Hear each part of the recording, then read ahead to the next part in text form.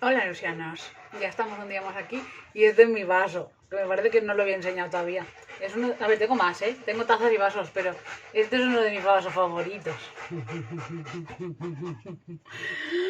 Hay un minion en mí. Sobre todo soy este minion. Este minion y yo somos... Total. Entonces, bueno, tal. Estáis pensando, ¿qué tipo? Bueno, hoy venimos con un wrap up. No me he maquillado específicamente para este wrap up, pero bueno, el maquillaje le viene muy bien porque es la segunda parte del wrap up de junio LGBT. Entonces, claro, he leído bastante, he tenido la suerte de poder coger muchísimos libros en la biblioteca. Otra vez más, aquí no van a estar los libros de Cacao Books, he leído creo que 4 o 5 en este mes, pero no van a estar aquí, estarán cuando os haga el vídeo de Cacao Books específicamente. Y he leído bastante, he leído muy buenas historias, he leído libros muy interesantes, he leído libros muy potentes.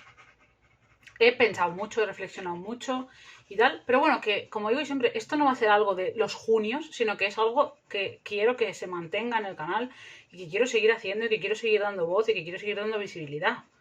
Y no es adoctrinamiento ni es política, o sea, bueno, sí es política, pero no en plan como mucha gente dice ay, es que no lo politices, es que yo no politizo nada, sinceramente. Yo no politizo nada. Es que la política forma parte del ser humano, de la vida, la convivencia y todo lo que nos pasa. O sea, es que de verdad hace muchísima falta y muchísima conciencia que la gente de cualquier edad y sobre todo las nuevas generaciones que vienen ahora y que van a tener que luchar por su futuro más que nunca, hay que entender que la política no son los partidos, que la política no es el Congreso, que la política no es votar cada 4 años. No, la política es cada día. Es que tengas agua potable, que tengas luz eléctrica, que tengas internet, que tengas libertad.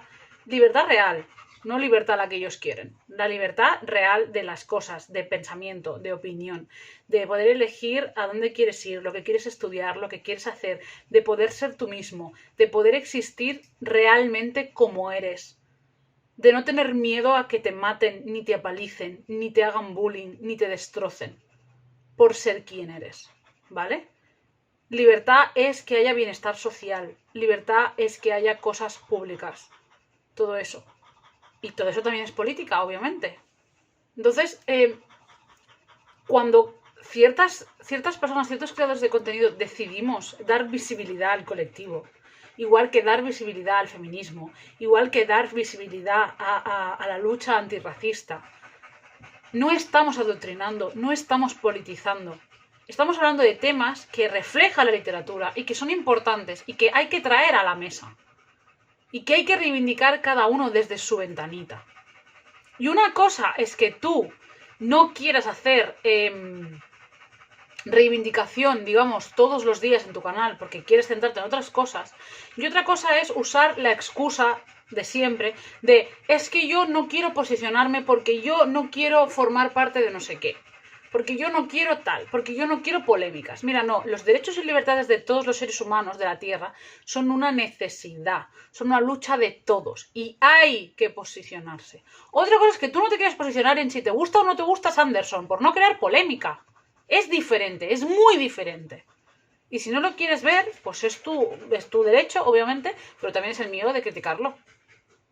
Porque si todas las personas que estamos de acuerdo con que todo el mundo tiene que tener los mismos derechos y libertades, no abrimos la boca, al final tienen voz los de siempre. Y primero van a venir a por ellos, pero después van a venir a por ti. Y tú querrás que la gente levante la voz cuando te afecte a ti, ¿verdad? Pues dejemos de ser tan putamente egoístas y solo reivindicar aquello que nos afecta y empecemos a reivindicar los derechos y libertades de todos, aunque a ti no te afecten. Después de esto, porque si no soy yo haciendo de Neus, no soy yo, y me queréis así, gracias a Dios, pues vamos a hablar de los libros, ¿vale? El primer libro que leí fue esta cucada de la vida, que se llama Con tango son tres, que es un cuento pequeñito y súper cookie, súper tal, basado en hechos reales, ¿vale? Que es sobre dos pingüinos machos que eran pareja y que al cuidador del zoo pues, se le ocurrió pensar que, joder, pues si los pingüinos machos estaban juntos y estaban siempre juntos y hacían cosas de pareja, pues igual es que eran pareja, porque eso es lo que viene siendo la omnisexualidad en la naturaleza, que es lo que muchos no quieren entender. La omnisexualidad es natural. Hay cientos de especies, me parece que son 200 y pico especies que se tienen datos. Cientos de especies que son omnisexuales, que hay parejas de 2 machos y 2 hembras. Por tanto, ser homosexual, ser bisexual, es igual de natural que ser heterosexual. Así que bajaos de la nube, ¿vale? Entonces estos 2 pingüinos, machos, que se querían, llegaron a un punto en que las demás parejas empezaron a tener crías y ellos no. Y claro, a uno de los 2 le dio depresión y no quería comer porque no tenían bebé, que me parece la cosa más cookie del universo. Y entonces les dan el huevo de otra pareja que no lo había querido y entonces ellos pues, se convierten en papás. Y el niño nuevo se llama Tango. Y por eso con Tango son 3. Y es un libro precioso, es un libro con un dibujo maravilloso, es un libro de pingüinos, que a quien no le gustan los libros de pingüinos, y además es un libro que lo que hace es normalizar desde chiquititos, que los niños entiendan a través de un dibujo tan bonito y tan cookie como son los pingüinos, de que es totalmente natural y normal que un niño tenga 2 papás, igual que tenga 2 mamás, igual que tenga un papá y una mamá, igual que tenga una mamá solo o un papá solo, etcétera, etcétera. Y esto es lo importante de normalizar estas cosas y darle inclusividad en todos los ámbitos, especialmente en la LIG. La literatura infantil y juvenil es muy importante porque cuando tú, desde chiquitito, te normalizan de manera natural que eso pasa, ese niño no va a ser homófobo, ese niño va a crecer respetando y aceptando que hay personas que se sienten atraídas por su mismo sexo, personas que se sienten atraídas por el sexo contrario y personas que se sienten atraídas por ambos sexos. Y ya está. Y ya está. Y exactamente igual que esto, pues cualquier otro tipo de espectro o realidad. Exactamente igual. O sea, si tú enseñas a los críos libros, que no es adoctrinamiento, ni les estás creando nada. O sea, tú le das este libro a un niño y el niño no se va a volver gay.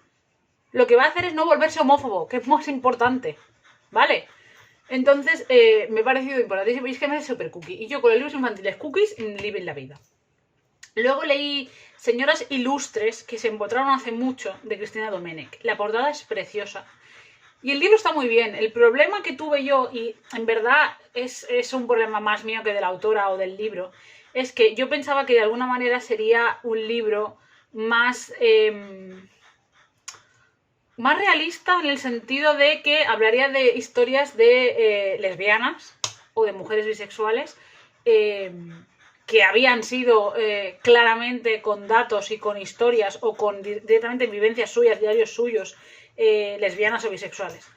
Pero hay muchos de los tal que son en plan de se cree que, se piensa que o me gustaría pensar que, ¿sabes?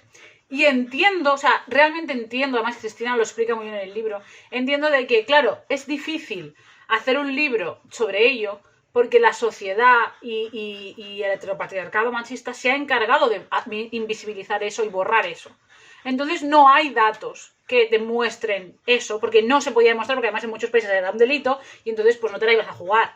Y de alguna manera las mujeres siempre hemos tenido, como vivimos en una sociedad machista, pues siempre hemos tenido esa idea de que 2 mujeres viviendo juntas, pues eran hermanas, eran primas, eran amigas, y entonces pues hay mucho menos, ¿no? Y la parte sáfica de la historia, pues o sea, la parte sáfica de la historia solo se ha usado para el morbo masculino, para nada más. Para el resto de cosas no nos interesan. Entonces, claro, yo entiendo que es complicado, pero de alguna manera yo pensaba que quizá no se iría tan atrás en la historia, sino que se quedaría en el propio siglo XX e iría a historias de mujeres que sí se sabe y que sí hay datos y que sí hicieron cosas o que sí que fueron promotoras o las primeras en salir del armario o en atreverse a decir según qué cosas. Y no, se va más atrás y claro, como se va más atrás, casi todo son conjeturas e ideas de. Entonces, de alguna manera, se me quedó un poco cojo. Pero es un libro genial, es un libro que está muy bien. Es un libro que se lee muy bien, que te pone sobre la mesa muchas de estas cosas del heteropatriarcado machista que tenemos que vivir cada día. El borrado de mujeres, el borrado de toda la historia sáfica, y de cómo se han convertido ellas muchas veces en eso, en el morbo de señoros y nada más. Y tantas cosas que podríamos tener, tantos referentes que podríamos tener y no tenemos. Y en esa parte sí me gustó, sería como un 3,5, o sea, un 3,5 sobre 5. Pero sí que es verdad que tenía como ese punto, ¿no?, de esperanza de encontrar algún personaje más contemporáneo, más del siglo XX, más con datos y cosas. y como se va también más hacia atrás, pues es más complicado. Pero bueno, está bien, es un libro que vale la pena. Bueno, luego por fin leí Rock de Anita Sunday y fue un libro que mientras lo estaba leyendo no tenía nada claro que no te lo iba a poner. Porque me gusta mucho cómo escribe Anita Sunday, me gusta mucho la historia que crea Anita Sunday y lo pasé muy mal y disfruté mucho del libro. O sea, el libro no es una novela romántica. Sí tiene un romance y sí el romance es importante, pero no es el tipo, no es los signos de amor, ni es el que leeremos, el que os mencionaré después, ¿vale? Es un libro que tiene sus trigger warning, que dicen ahora, sus cosas a tener en cuenta. Es un libro muy duro, es un libro que vas a llorar, es un libro que tiene todo el tema incesto. Entonces no es un libro para todo el mundo, no es un libro cozy friendly, no es un libro jijis, ¿vale? Entonces tienen lo suyo. Y realmente lo pasé mal, realmente lloré mucho, realmente sufrí mucho con los personajes.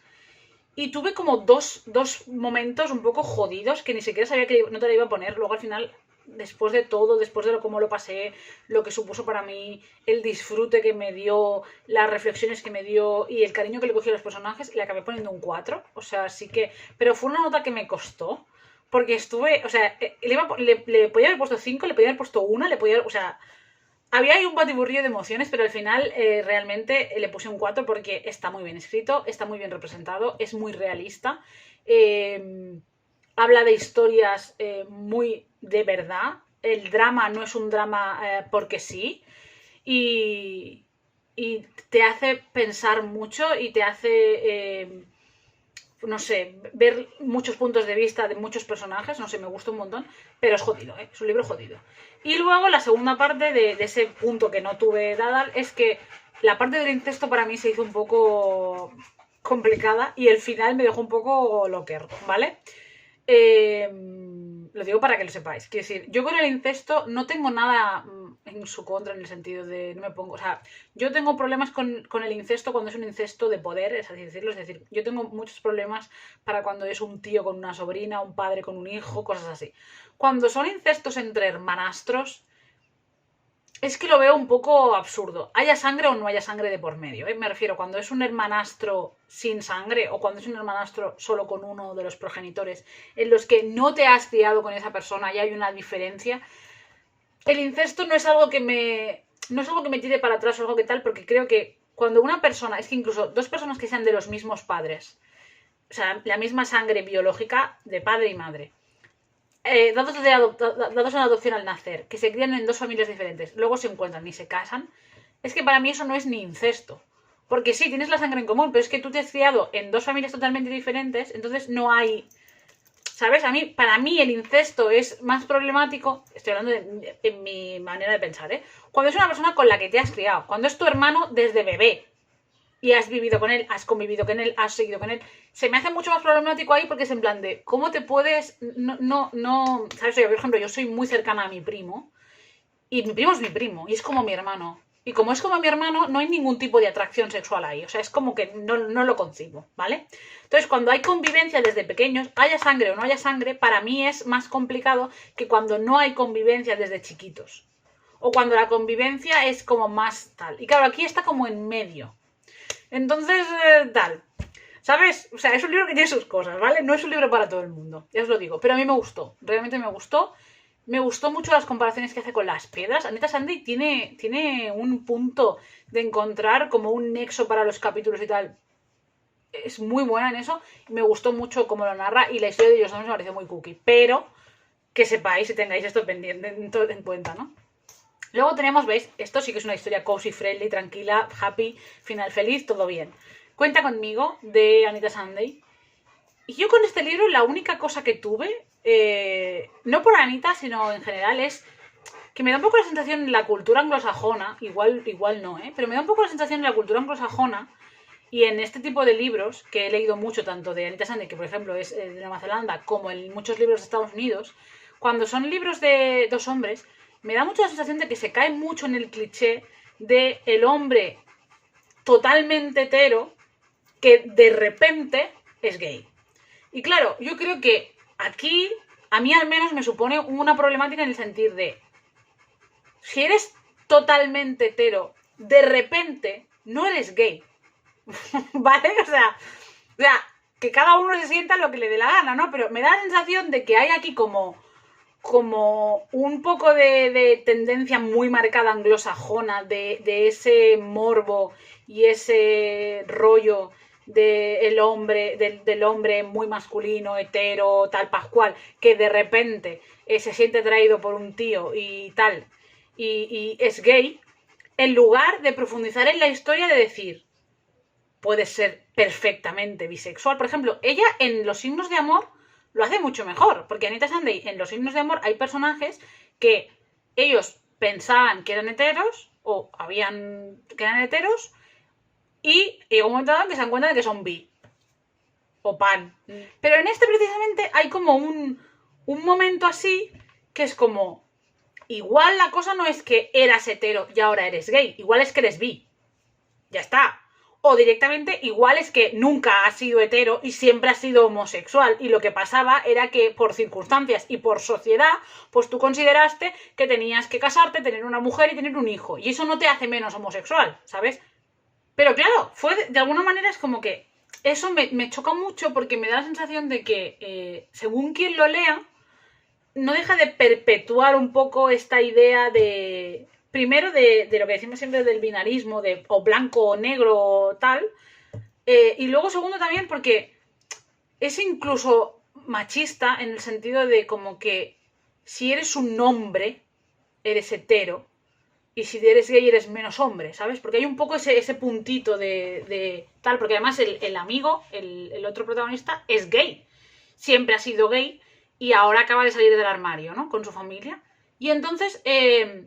de alguna manera es como, buah, tío, pues nunca hubiera dicho que eras gay porque eres como muy masculino. Y es como, pero ¿quién te ha dicho a ti que los gays no pueden ser muy masculinos? Aparte de que es que el concepto los gays no existe, ¿vale? Las personas, los hombres que son homosexuales, son todo lo que sean y además su orientación es que son homosexuales. Pero no hay una única manera de ser gay. Ni siquiera hay una manera imperante de ser gay. Para nada. Y la sociedad te condiciona mucho. Entonces, me gustaría que de alguna manera estos libros... dentro de su tarea de entretener y ser cozy, ser cookies y tal, y darte una historia de amor bonita y ya está, intentaran romper un poco ese cliché del es que me he enamorado de mi amigo, me he vuelto gay, y hablaran más de profundizar un poco en la complejidad de que la sexualidad humana es la que es, que está de puta madre ser bi o ser pan y que no pasa nada, y que la gente no se vuelve gay. Tú no te vuelves gay, tío. Es que, no sé, me parece un poco absurdo. Pero bueno, más allá de eso, que yo me enrollo por las persianas, el libro me gustó mucho, son muy cookies. Es un hombre que tiene relaciones relativamente joven, me parece que tiene 17, 18 años, tiene un niño, y entonces la relación con su pareja no funciona, y entonces se separan y cuidan al niño entre los dos. Y se llevan súper bien, y tienen una relación muy buena, y el crío con ellos muy bien, y entonces él se apoya mucho en el vecino. Que el vecino es un crush total, o sea, tuve un crush con el vecino loco, o sea, a mí ese hombre me encantaba. Y durante casi 10 años son amigos y se llevan súper bien y tal, pero es eso, es una relación, pues eso, de amistad. Y el vecino está locamente enamorado de él, pero exagerado. Y bueno, pues aquí pues eso, se crea una relación de pareja y tal, y son muy cookies, tiene mucho humor, es muy Anita Sunday, es un libro slow bar, con humor, con risas, tal. Y luego tampoco me gustó la parte esta de...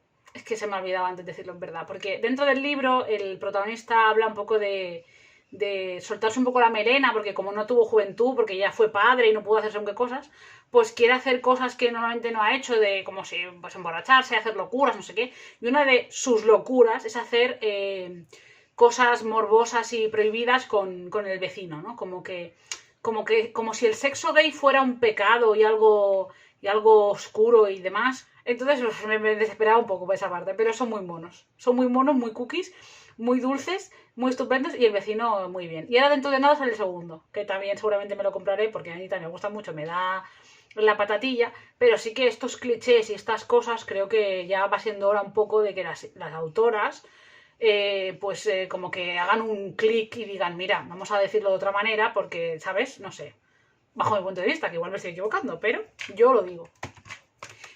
Luego leí el diccionario ACAL de la homofobia, de Louis-Georges Tin, que bueno, no me lo leí entero, o sea, no me lo leí tal cual como si fuera un libro, porque es literalmente un diccionario. Entonces lo que hice fue leerme las partes que conocía menos, o las palabras incluso que no conocía o que no tenía cogidas, las partes de África y demás que están metidas, y me pareció muy importante. Me pareció un libro didáctico, un libro para tener en cuenta, un libro para tenerlo incluso en casa para mirar según qué, y un libro para reflexionar muchas cosas, para hablar de todo eso y de cómo la homofobia afecta no solo al colectivo homosexual, sino a la sociedad en general y a los hombres en particular. Porque es lo que decimos siempre, no hace falta ser homosexual para recibir insultos homófobos. Es decir, está tan absolutamente normalizado que el maricón es un insulto, está absolutamente normalizado que cualquier hombre que tenga cualquier tipo de gusto, interés, vestimenta o lo que sea un mínimo afeminado, afeminado además porque lo dicen ellos, pero bueno, cualquier cosa que se salga de las directrices de lo que supuestamente tiene que ser un hombre, ya es carne de cañón para la homofobia. Aunque tú seas absolutamente heterosexual, ¿qué dices? ¿Qué pasa? Entonces, claro, todo eso afecta mucho a la gente, afecta mucho a las personas, afecta mucho a su infancia, su adolescencia, tu vida adulta, tus relaciones, cómo te ves a ti mismo, en lo que trabajas, porque es que incluso muchas veces es que es en plan de, según el trabajo que elijas, ya tienes que soportar homofobia. Porque ya dan por hecho, ¿no? Es como, yo siempre pongo el mismo ejemplo, pero es verdad, o sea, yo he recibido insultos hacia mi persona homófobos, porque yo estaba dentro del fútbol. A mí me encanta el periodismo deportivo, me encanta el fútbol, es mi deporte favorito del mundo, me encanta. Yo además me especialicé en fútbol femenino, yo he jugado a fútbol toda mi puta vida, y a mí me han llamado lesbiana más veces de las que puedo recordar. Y me han gritado y me han dicho, a ti lo que te hace falta es comerte un buen rabo y cosas así. Así de veces. Y yo ni siquiera soy lesbiana. Pero como jugaba fútbol, pero como estaba en el fútbol, pero como me encanta el fútbol, pues se da por hecho. Entonces eso es una lacra que llevamos y una homofobia interiorizada y una mierda que es mucho más grande de lo que creemos. Luego tenemos Voces que cuentan, que son diferentes relatos de diferentes autoras. Y este es que tiene relatos más chulos, tiene relatos más y la parte más guay en verdad son las ilustraciones, porque hay muchos relatos que son como demasiado básicos, que realmente tampoco aportan mucho. Las ilustraciones son súper chulas, porque además son ilustradoras buenísimas de este país, que tenemos unas artistas impresionantes. Pero los relatos de ellas hay muchos que es que no te dicen nada. Que es que son demasiado relatito para quedar en el cuento y ya está. Y me esperaba más, sinceramente. Me esperaba más profundidad. Luego tenemos La Edad de la Ira, de Fernando J. López.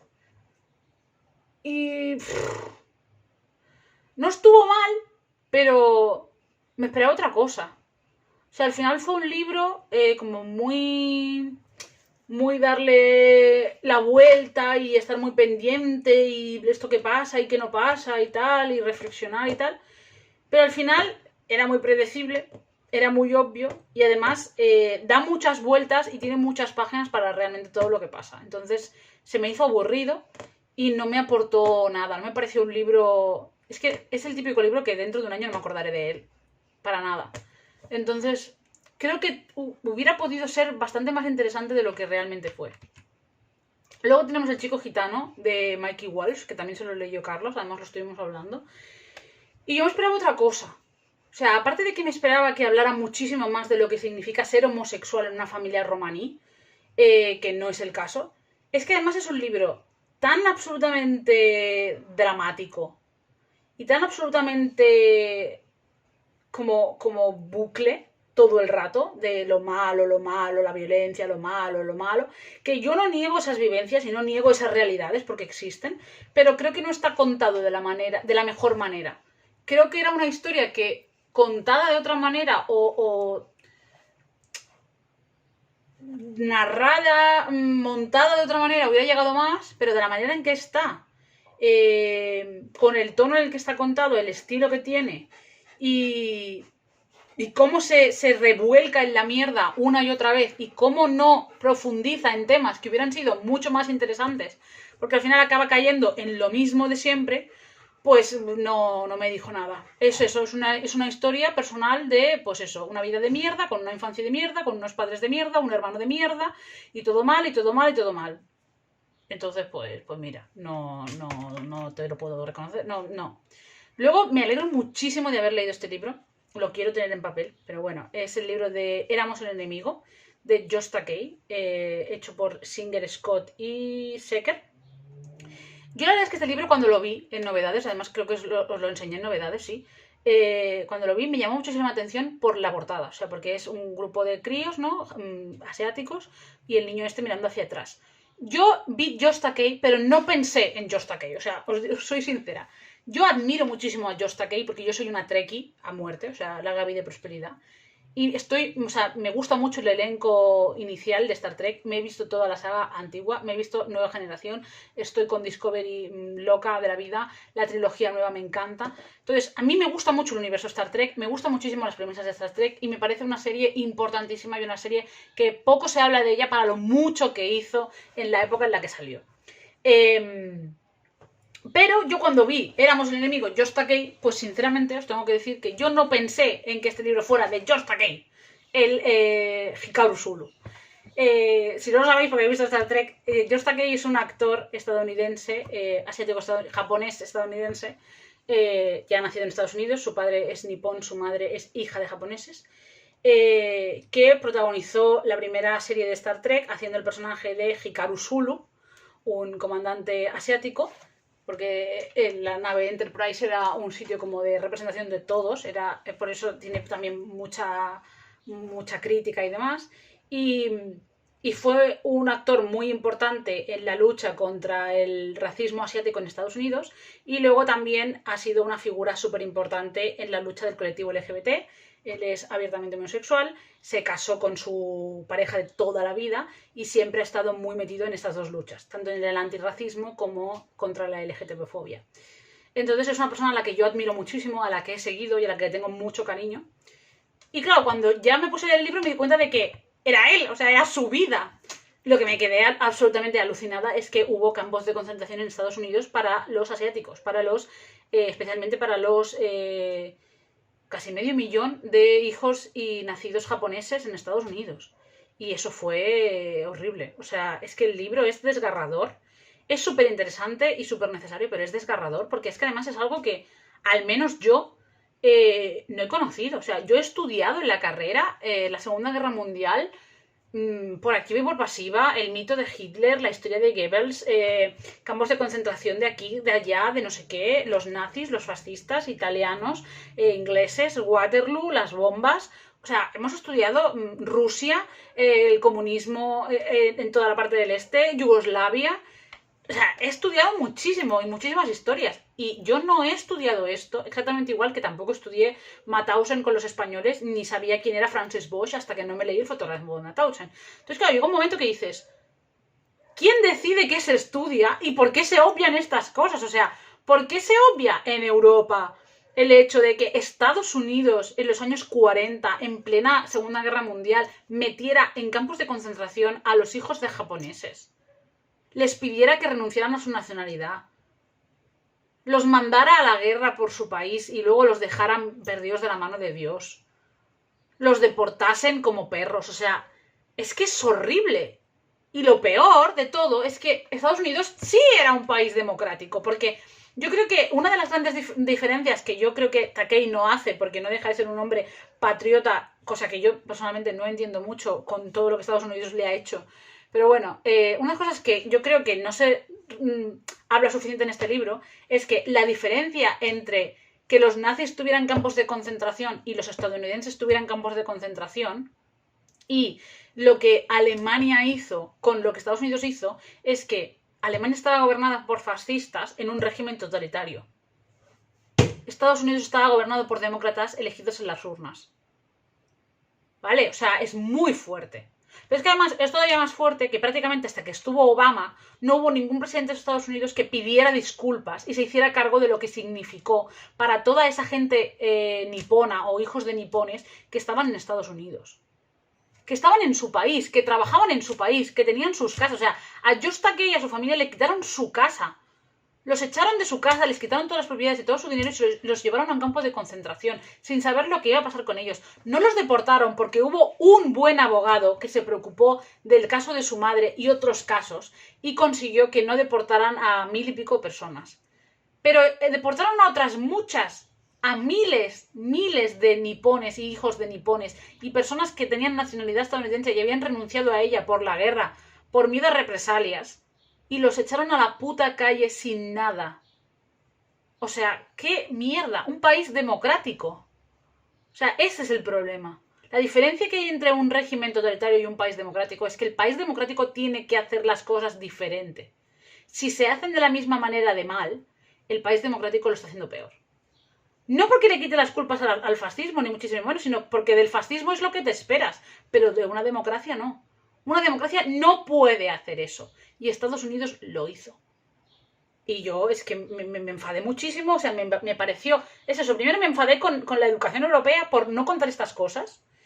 Y luego además me enfadé, ya no con Estados Unidos, sino también con los asiáticos. O sea, tú como hijo de japonés que has vivido eso, ¿cómo le perdonas a tu país que haya hecho eso y no pones el grito en el cielo? ¿Sabes? Porque Takei habla de Estados Unidos como si Estados Unidos fuera la panacea y dices, pero ¿tú ves lo que hace en tu país? ¿Y te parece estupendo? No sé, yo eso pudo conmigo. Pero a la misma vez sacó toda mi parte fangirler porque me encantó conocer su historia, me encantó conocer toda su infancia y me encantó, por ejemplo, que en el libro sale cuando va a conocer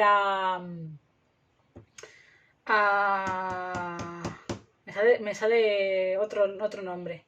Roddenberry. A Gene Roddenberry, que es el creador de Star Trek, cuando fue a conocer a Roddenberry, cuando le explicó quién era Hikaru Sulu y cuando lo aceptaron para el papel. O sea, me pareció tan chulo. O sea, me hubiera gustado muchísimo más que hablara más de cosas de Star Trek porque yo estaba en plan fangirler total. Y porque luego me encanta cómo sale cuando fue a la condecoración de asiáticos que fueron a la guerra, cuando se concedieron una serie de cosas reconociendo lo que Estados Unidos había hecho, cuando Obama lo invitó a una cena, o sea, un montón de cosas. Luego también con toda la parte del colectivo LGBT y todas las luchas que él ha hecho. También habla del tema de cuando... Bueno, no sé si fue en este... Ahora me estoy confundiendo. Creo que no fue en este libro, fue en una entrevista que leí. Porque el personaje de Hikaru Sulu en el reboot de la nueva trilogía es homosexual. En la antigua serie no, pero en el reboot es homosexual. Y es homosexual en una especie de reconocimiento hacia él. Como él es homosexual, pues han hecho su personaje homosexual. Y él decía que no le parecía mal, pero que le hubiera gustado que Star Trek se mojase más en eso. Porque Star Trek se mojó mucho en muchas cosas en la antigua. Entonces le parecía que en esta nueva hubiera sido mucho más potente, que se atrevieran más. Pero bueno, es un libro que, aunque yo me queje mucho y tal, porque soy así, vale muchísimo la pena, está genial y tenéis que leer, realmente, os lo prometo. O sea, es un libro que no os va a dejar indiferentes y os va a gustar mucho. Luego leí para acabar con Eddie Belguel, de Edouard Louis. Y bueno, no estuvo mal, fue otro libro de estos de vivencias, de experiencias, de situación, de dolor, de mal. Y bueno, está bien, es un libro, pues eso, que está bien, que pues eso, que habla de la vida de mierda que tenemos que vivir mucha gente y en este caso pues también desde la perspectiva de un chaval adolescente homosexual. Pero es eso, no conecté, no me enamoró, no me rompió por dentro tampoco, entonces por eso se queda con ese 3, porque no rompió más allá. Pero está bien. Luego tenemos La última noche de Rainbow Rowell. Me parece un libro muy normal. No sé, me esperaba un punto más. Yo es que con Rainbow Rowell solo conecté con el Eleanor Park. El resto de cosas que he leído me han parecido muy normalitas. Esta me gustó el dibujo y me gustó la inclusividad que hay en el libro. Pero más allá de eso es que es muy típico. O sea, es la típica historia, típica, yankee, básica, de chico está enamorado de la chica de enfrente que la ve cada día, habla con la chica de enfrente que la ve cada día, que no ha hablado nunca con ella y se da cuenta de que no. Y ya está. Luego tenemos Cicatrices en la memoria, de Juan Ramón Barbancho. Yo no sé por qué pensaba que este libro era más ficción y no. Son experiencias, relatos y datos y reflexiones sobre eso, sobre las cicatrices que te deja la sociedad en la que vivimos y las experiencias que tienen las personas. y es duro, pero es muy necesario. Es muy potente, creo que es un libro interesante, hay relatos que te gustan más, relatos que te gustan menos, pero sobre todo es importante por las reflexiones, que creo que hacen más falta que nunca. Y luego tenemos Amores minúsculos de Alfonso Casas, que me gustó un montón, me pareció súper chulo. O sea, Alfonso Casas me gusta mucho, pero este me gustó un montón. Es verdad que me gustó más el anterior que leí, pero este me gustó mucho, me pareció súper cookie, el dibujo es muy guay, las tres historias que lleva son muy chulas. Te dejan un poco con el culo torcido cuando llega al final, pero está muy guay, realmente está muy guay. Y el último de esta tanda, que ya llevo bastante, que van a ser 40 y pico de minutos de vídeo, es Dos chicos besándose de David Levithan. Y en este libro me tengo que posicionar del lado de Jesús, en el sentido de que yo le he puesto 3 estrellas, no está mal, uy, la iluminación. No está mal, ni mucho menos, pero para mí le falta. O sea, al final es un libro que entiendo dónde quiere ir, tiene algunas frases muy guays, y tiene su punto pues eso, de reflexión, de reivindicación, de hablar de cómo te afecta ser homosexual, de decírselo a tu familia, de que te vean, de exponerte, de lo que te puede pasar si te expones a toda esa parte, y de cómo un beso puede generar tantísimo odio, tantísimo miedo y demás, un beso entre dos personas. Pero a la misma vez me pareció que le faltó complejidad, le faltó reflexión, le faltó estructurar. Era como explicado de una manera, de esas generaciones que han hecho posible que las generaciones de ahora sean lo suficientemente libres como para poder vivir siendo quien son. Pero a la misma vez, es que me veo tan... Es que cuando se pone en plan iluminada por el Señor, me pone nerviosa. A la misma vez me parece que una revisión, o sea, yo supongo que David Levithan quiere escribir así y ya está, pero claro, para mí creo que le hubiera ido mucho mejor a esta obra darle una vuelta y estructurarlo de otra manera y reflexionar un poco más, hacerlo un poco más complejo, un poco más largo también, y que tuviera otra consistencia. Al final se me quedó en lo que podría haber sido, y en esas frases, 4 o 5 frases guays, pero ya está, no me aporto más. Entonces, pues aquí estoy de acuerdo con Jesús en que pues podría haber sido más. Sé que a Dina y a Carlos les gustó más, pero yo me queda un poco fle. Y nada, ya me callo porque de verdad me pongo a hablar, y me pongo a hablar, y me pongo a hablar, y no puede ser. Así que eso, y ya está. Ya hemos terminado el wrap-up de junio. Ya vendré con un wrap-up random, no dentro de mucho, porque ya también he leído unos cuantos. Y ya está. Que tengáis un buen día y me digáis si habéis leído alguno de estos libros, pues que me digáis si os habéis leído, os ha gustado, no os ha gustado, si coincidís conmigo, si no coincidís conmigo, si se me va a la cabeza, esas cosas. Y nada, como digo yo siempre, antes delante de sangre y de médula, sé buena gente, manda mierda a tiempo y ponnos en tu vida y sé ser más feliz. ¡Ni el cielo!